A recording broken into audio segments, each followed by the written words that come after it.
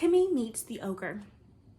Long ago in Japan, a village lay snuggled in a valley surrounded by gently rolling hills. It was a farming village with rice fields that went up the hillsides like stair steps.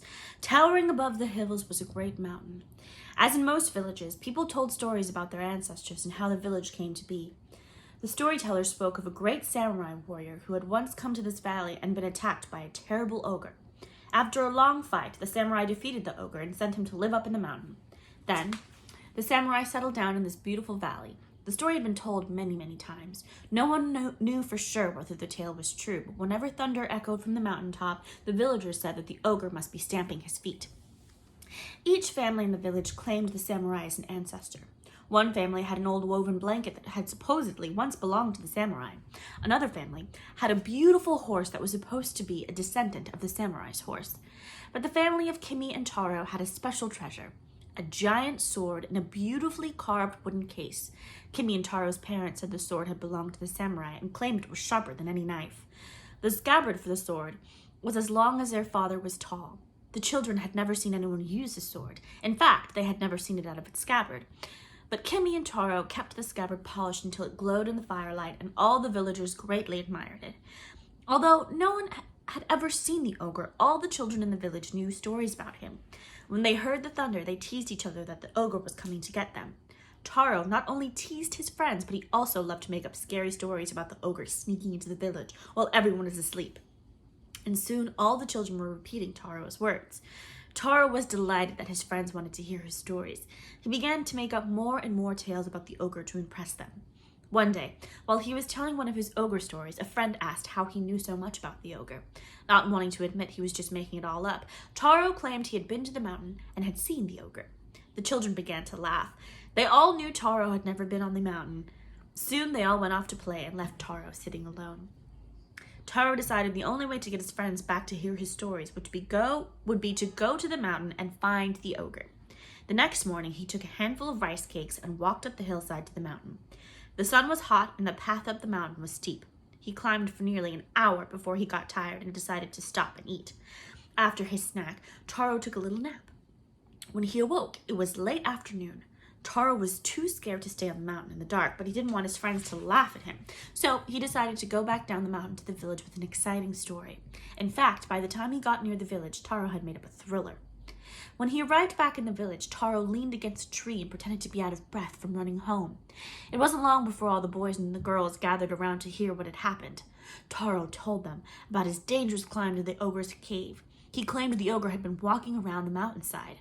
As his friends' eyes grew wide, Taro kept adding to the tale, describing the ogre in terrifying detail. He was taller than a tree, and his footsteps shook the ground. The ogre could take a deep breath and blow down trees. He had cruel yellow eyes as big as rice bowls. His teeth were as long and sharp as daggers, but most terrible of all were the ogre's heavy boots. With just one step, he could easily flatten a whole house. Taro claimed he had hidden behind a huge rock and had barely escaped when the ogre saw him. He told his friends he had run all the way back to the village in hopes that the ogre would not follow him. He feared the ogre might flatten the village and smash them all. Taro was thankful to have been able to outrun the ogre and keep the village safe. The children listened to Taro's every word. They were amazed to hear how brave he had been. All the children were amazed except Taro's sister, Kimi. She knew Taro was a good storyteller. She also knew he was not terribly brave. The village children ran home and told their parents about Taro and the ogre. For several days, everyone told Taro how brave he was to find the ogre. They were grateful he'd been able to save the village by outrunning him. However, soon the people began to think about how terrible it would be if the ogre did come to their village. He might begin to carry off their oxen. He might even decide to carry away the villagers. What if he stomped into the village and flattened their homes? What if he blew away their rice crops? The village was not safe. Someone must drive away the ogre, but who? Why, Taro, of course. Who else knew where to find the ogre? And after all, hadn't he already saved the village from the ogre once? The village elders came to Taro and Kimi's house. They told Taro he must go back up to the ogre's cave and drive the ogre away from their mountains. Of course, Taro knew he had never seen the ogre. In fact, as far as he knew, the ogre was just a local legend. He figured he'd go up the hill, stay there for a while, then come back and claim the ogre was gone. That would be easy. Kimi, on the other hand, was not so sure. She suspected her silly brother had never really seen the ogre, but she was smart enough to know that if the ogre really existed, Taro would be in big trouble. So while Taro promised to drive away the ogre the very next day, Kimi began to plan. All day the village children came to wish Taro luck. All day Kimi made preparations. Early the next morning, Taro was packed for his great adventure. All the people of the village came to see him off.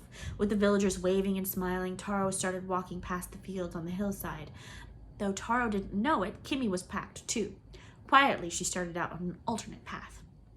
Taro walked bravely until he was out of sight of the village. His plan was to find a nice, shady place to picnic and nap until late afternoon. Then he would go home and tell the village he had had a terrible fight with the ogre. As he walked, he began to make up a story about fighting the ogre and scaring him away. Taro was so busy thinking up his story that he kept walking farther and farther up the mountainside. Soon he had reached a big rock standing in the path. He started around the rock to look for a place to have his lunch when suddenly he stopped.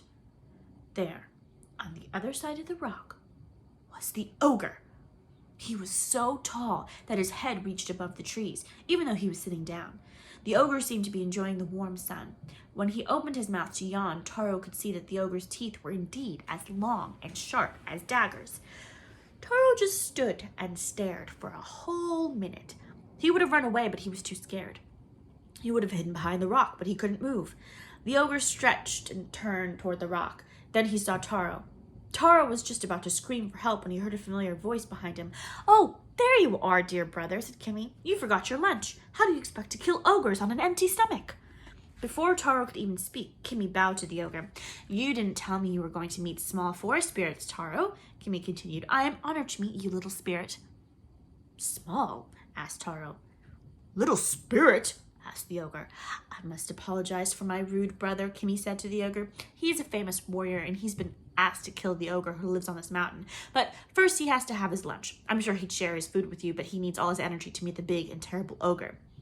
"Famous warrior?" asked Taro. "How big?" asked the ogre. As Kimi talked, she pulled a large cart out from behind the rock. "Oh, absolutely huge," said Kimi. "Now you."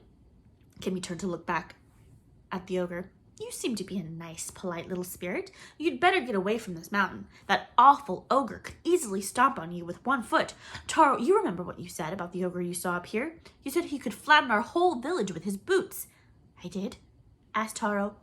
"A whole village? Under his boots?" asked the ogre. "Why, just last month, my brother killed an ogre who had eyes as big as rice baskets. And he says this ogre's even bigger." "Rice baskets?" asked Taro. "Even bigger?" asked the ogre. "Oh, here, Taro," said Kimi. "You'd better sit down and have your lunch."